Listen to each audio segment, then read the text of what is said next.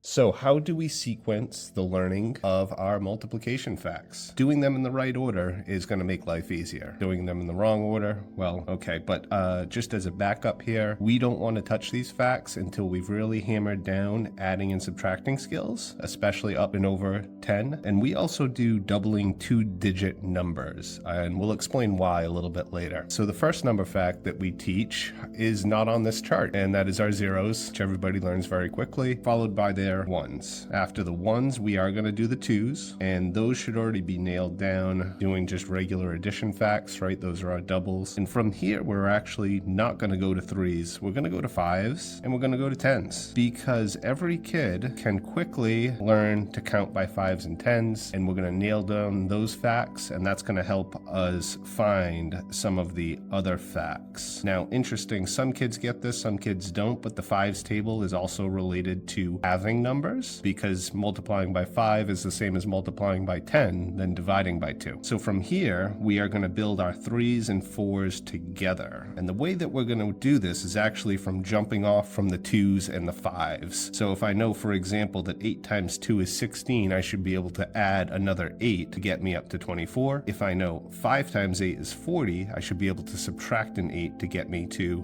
32. Notice if I start to memorize my 3s or 4s first, I can use those to check the other ones, right? 24 plus 8 is 32. Now in here it starts to get messy. So the 6s, we will jump off from 5s, just like we did with our 3s and 4s, because 3s and 4s go in whatever direction. Now, this box right here is really the troublesome spot. And actually, if you want to quickly assess how good a child's multiplication facts are, 7 times 8 or 8 times 7 is the most common wrong answer that we get. That answer sometimes is 54. We can talk about that in another video. The trouble with this box is most of it is not nice and close to one of our round numbers, like the 5 or the 10. So actually, the 9 we can take out easily by going times 10, then minus that number. So 8 times 10 is 80. 80 minus 8 is 72. So we're going to use our jumping off facts for the 9s as well. And we still got this box right here that's still a pain. But going back to the beginning of the video, we can use our doubling facts to help us get our 8s. And actually some of our other tables as well. Because take anything in your 4s column, if you can double that, that becomes an 8s fact. Take anything in your 3s column, double that, and that is a 6 fact. And that's how we build a lot of these, and we'll reinforce both methods. Some kids like one, some kids like the other. Some kids just up and memorize the whole thing first time, no problem, and that's awesome too. Then we start to look at the rest of our 11s and 12s, and we use 10s to get to 11s and 11s to get to 12s, just adding in our head. This is another one of those that kids rarely get. 121 and 144, because they're perfect squares, kids tend to memorize them, but the 11 times 12 is probably the other multiplication fact that you could quickly gauge whether or not a child has learned all of their multiplication facts. So that's it. That's the whole order that we teach everything in. If you'd like to see anything more like this,